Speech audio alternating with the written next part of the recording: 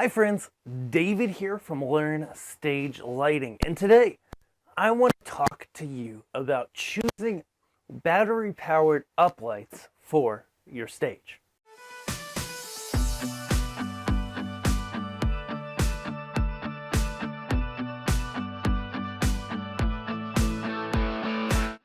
When it comes down to it, if you go out there and look, you're going to see two different types of uplighters for your stage. I've got two examples here. For most of the brands, you're going to see units like this. This one is the ADJ Element Hex IP. Now, it's part of the Element range, and you've got different ranges from all of the brands. So this one is actually outdoor rated. It has four 10-watt quad LEDs. It's pretty bright, kind of narrow, but does its job. This is an uplighter type unit, and it's outdoor rated. Okay. Then I've also got in front of me the Gamma Econ PAR, and this is a PAR type unit, also outdoor rated, also battery powered, also wireless DMX. So both of these have that in common. And so what I want to do here is really talk about and really teach you how to choose between these two types of units, okay? Because there are some things about them that will make one unit or the other, either the PAR type or the uplighter type, better for you. Okay, and this isn't gonna matter by brand, because most of the brands out there have different levels of these. And so while I've got the Gamma Econ here, which is one of my favorites for a wireless battery powered PAR, it's really well put together. And I've got the ADG ST, the Element Hex, sorry, right here. While there are some differences between them, while they're different brands, I can go to ADJ and I can get the PAR and the uplighter. I can go to Chauvet, I can get a PAR and an uplighter. Gamma's just got the PAR. And they come at different price points. So the question is, what is right for you? Well, let's look first at the physical. Okay, so most of these units, though the Element from ADJ is a little bit smaller, most of these units, kind of at the entry-level uplighter, have a battery that's going to last you at least 10 hours, okay, at least, okay? And so there's a couple of differences between the two styles, as you can see here. The uplighter style, like this ADJ Element, are really awesome for when you do a lot of uplight gigs, okay? It literally has a handle on the top, it's got a solid base, and you just go, when you're setting up for a show, you probably preset them to wireless. These ones are wireless DMX or standalone. This is the IP rated one, and it doesn't have DMX jacks. ADJ has non-IP, non-outdoor rated ones. They have DMX jacks, okay? But with uplighters like this, honestly, most of the time, you'll grab the little IR remotes that you can get for them, which are really inexpensive, or for some units they come with it, and you can just set a color, or you can do wireless DMX, okay? So this guy's got a flap, we turn it on, boom, and we get color, okay? Nice, bright, does the job well. You go into your ballroom or wherever you're going, you set it up against the wall, and you're good to go. You've got an uplight. Now, a couple things to notice about the physical. Let's bring this one over here first, okay? You're gonna set it up against the wall, and so you're gonna have the shield here where it's taller on one side.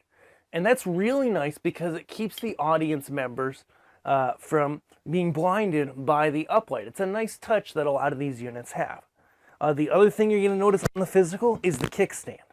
This is really common in these types of units, and what it allows you to do is get some angles on it, okay? Now, the angle is limited. This is about the most you can get, which on the wall as an uplight gives you, 30 degrees in either direction that you can point it. So that's the biggest kicker here, is you've got that limitation.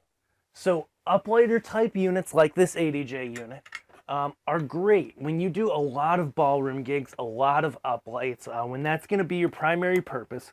The ability to literally reach into a case. These ones have a charging case where they sit like this in the case, and then you just open the flap, plug in power.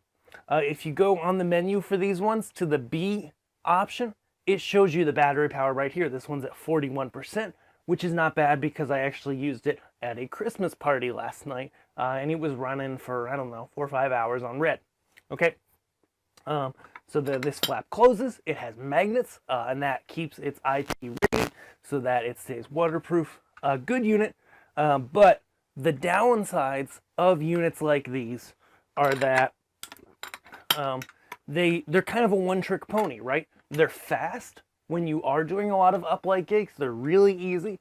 They're highly resistant to tip overs, and depending on what you're looking for, you can get pretty inexpensive ones. Like ADJ is the Element ST Hex, which I think is the least expensive, and it's small, it's lightweight, it has a nice touch screen, it's wireless, you know, all the good stuff. They're a little less expensive and they're quick, right? Unplug them, pull them out of the case, drop, drop, drop in the room, and you're done real fast. Okay, next we've got the more versatile type units, the PAR type units. As I mentioned before, a lot of people make these, okay? This one is the Gamma Econ PAR, which, I mean, goodness. When I talk about a wireless battery powered PAR and you are wanting to get the most bang for your buck, I mean, this is a really, really professional PAR. I mean, you look at this casing, there's glass on the front, it's a nice convection cooled case, it's IP rated. I've gotten drywall dust all over this one before. I've gotten it dirty, I've gotten it messy, I've gotten it wet. It's waterproof on the back, all the connections are waterproof, you get DMX in and out, as well as a power in to charge it and or run it, and a nice battery meter, which I appreciate that's not on the screen, it's totally separate. Okay, so you can see how much life is in there.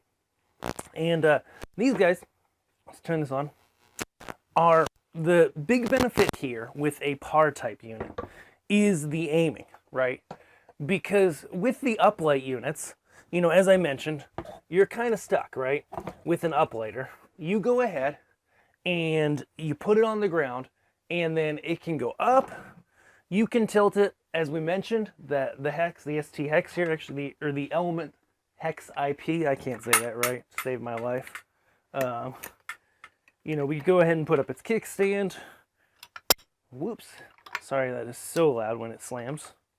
We turn it on, it's in full white right now. Let me actually get it to red, just for a comparison. Okay, and you sit that guy down, and you get some uplight, right?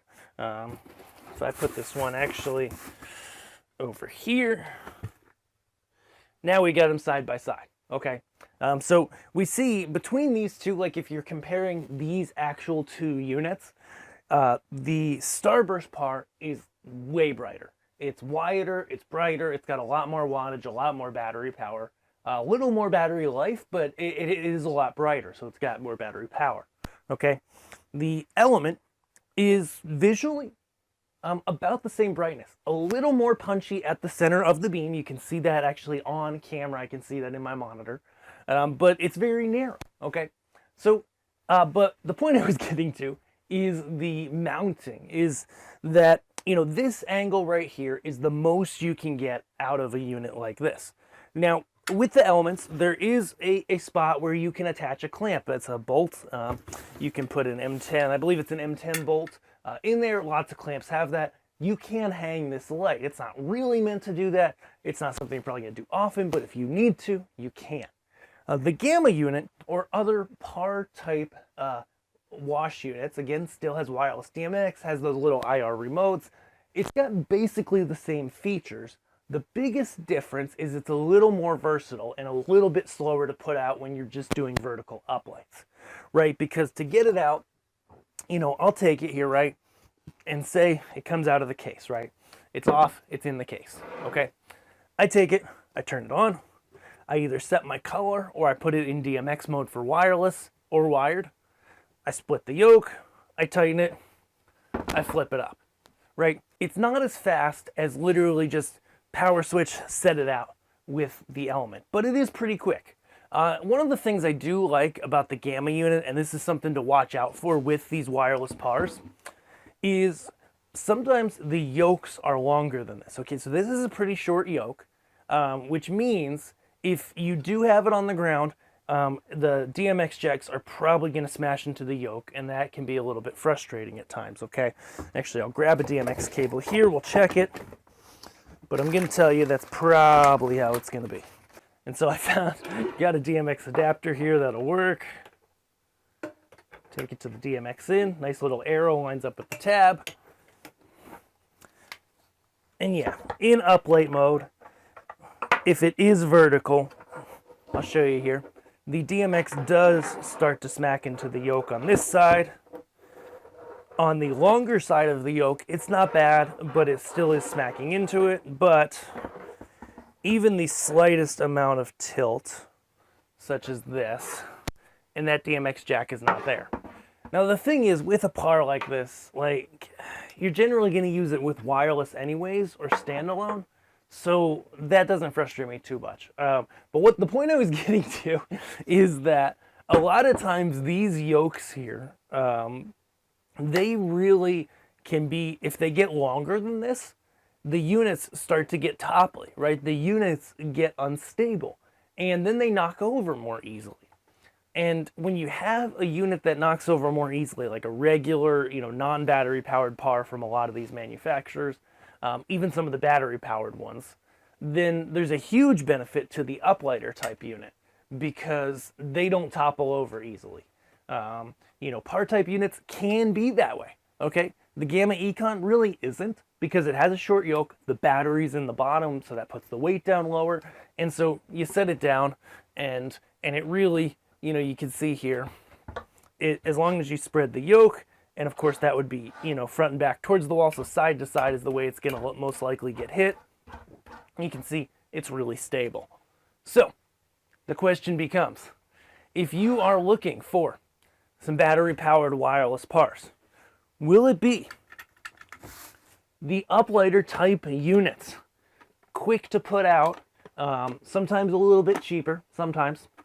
But overall, quick to put out is the key here. The limitation, you can only tilt it so far before you have to get creative. But if you do go further than the kickstand lets you, they do get really tippy. They start to fall over.